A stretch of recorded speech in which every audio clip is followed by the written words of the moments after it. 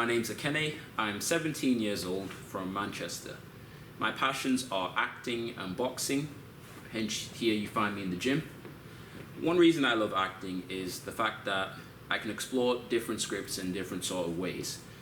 You know, it's incredible to me that the fact that I can choose the same piece as someone, but then at the end of it I can end up with a completely different idea. You know, another reason I love acting is probably because of the different practitioners I study within it and learning the different ways that people approach certain scripts. And that's why I'm really excited to join your drama school, because I can see your different techniques and different methodologies you use into approaching and creating different characters. And I also appreciate how with acting, you're not just creating a piece of performance that you enjoy, you're creating something that the entire audience can enjoy and feel connected to. In fact, I'm actually creating a piece with a group of friends and we're taking it up to the Edinburgh Fringe. It kind of combines my passion for acting as well and boxing into one thing. And I just wanted to do something independently. It hasn't got anything to do with the course. So I started writing a script. I got a few friends on board and we made it. So it's actually called A Boxer's Journey to Greatness. And I hope to tell you more about it in person. As young as I am, I have observed these three swashers. I am boy to them all three, but all they three, though they would serve me, could not be man to me. For indeed, three antics do not amount to a man. For Bardolph, he is white-livered and red-faced, by the means whereof he faces it out, but fights not. For Pistol, he hath a killing tongue and a quiet sword, by the means whereof he breaks words, but keeps weapons whole.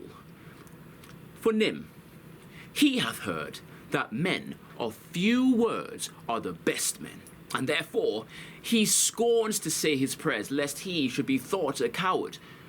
But his few bad words are matched with his few good deeds, for he never broke any man's head but his own, and that was against the post when he was drunk. They will steal anything and call it purchase. Bardolph stole a lute case, bore it 12 leagues, and sold it for 3 halfpence.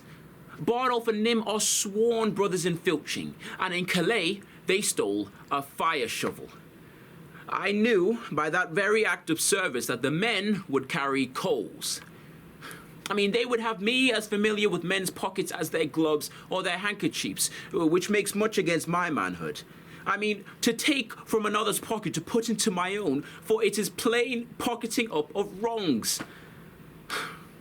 I must leave them and seek some better service. Their villainy goes against my weak stomach, and therefore I must cast it up.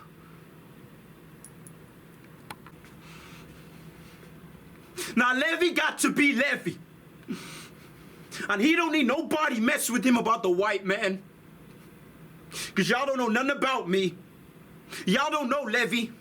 Y'all don't know what kind of blood I got, what kind of heart I got being here.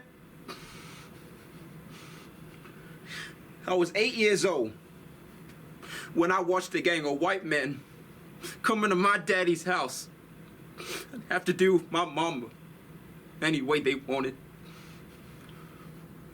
We was living in Jefferson County, about 8 miles outside of Natchez. My daddy's name was Memphis. Memphis Lee Green. Had him near 50 acres of good farming land. I'm talking good land. Grow anything you want. Now it's coming on planting time. And my daddy went out to the market to buy him some seed and fertilizer. He called me. He said, Levy, you the man of the house now. Take care of your mama while I'm gone. I wasn't but a little boy, 8 years old. Now my mama, she was in the kitchen, frying up some chicken. When that man's come in that house, must have been 8, maybe 9 of them. Now she's standing there, frying that chicken when that man's come take hold of her like you take hold of mule. Make her do what you want. Now I didn't know what they was doing to her.